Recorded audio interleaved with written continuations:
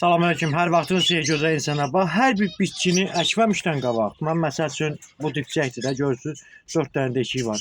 Əgər normal olmayan bax belə bir dibçəklərdə, bax görürsünüz, Hollanddan gələn dibçəklərin altlarda xəttlər var. Bu xəttlər bilirsiniz nə üçündür? Bu xəttlər bitkinin sağlam yaşaması üçündür. Əgər sizdə də məsəl üçün bu dibçəklərdən varsa da, görürsünüz, alt qismi 4 dənə deşiklər asılır. Yanlarından bu formada, yanlarından qəşəng ən azından 3 dənə deşik açırsınız. Bu dəqiqə mən deşik açdım. Bu da nə üçündür? Əlavə havalanması üçündür. Bu formada, görürsünüz?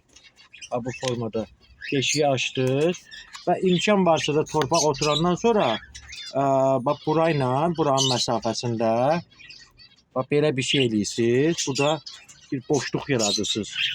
Burayla burada bir boşluq yaranır, bitki nəfəs alması üçün.